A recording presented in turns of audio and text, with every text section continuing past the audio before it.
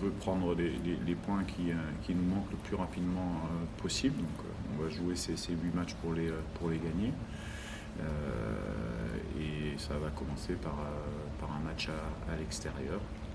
Donc on s'est bien préparé, c'est sérieux, il y a du monde, parce qu'on a récupéré pratiquement tout le monde. Donc il y a une bonne énergie de travail et on sent de la confiance. Voilà.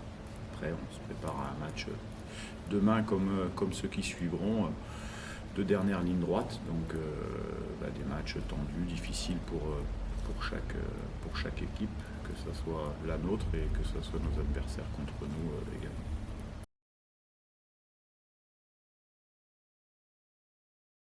On va jouer une équipe qui est sur un mauvais rush et qui a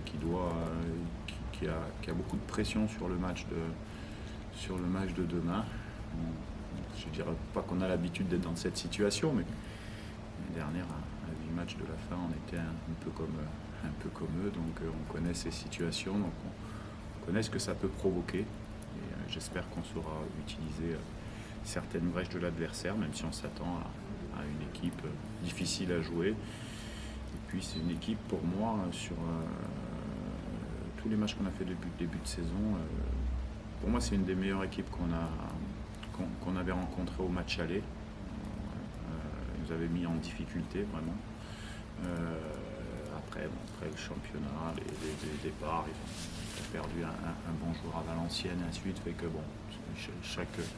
chaque championnat est difficile pour tout le monde, mais en tout cas c'est une équipe qui a une belle organisation et vraiment qui est difficile à jouer.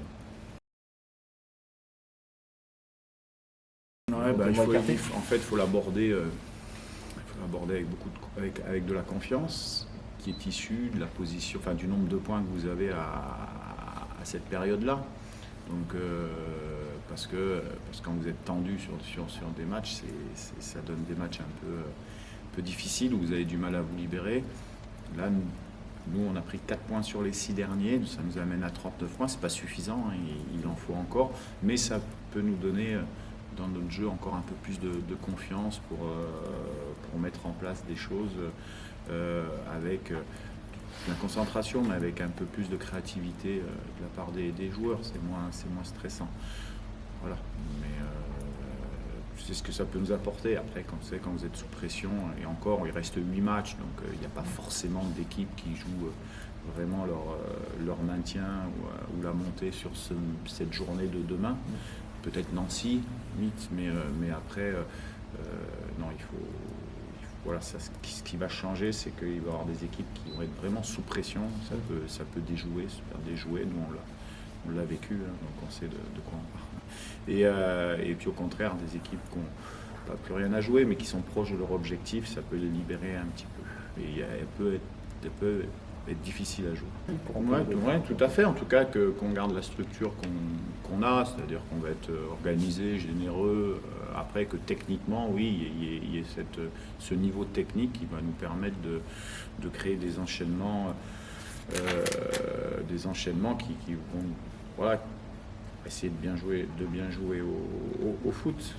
Après, il y aura la rencontre de 2 systèmes différents qu'il faudra bien gérer aussi sur le plan tactique.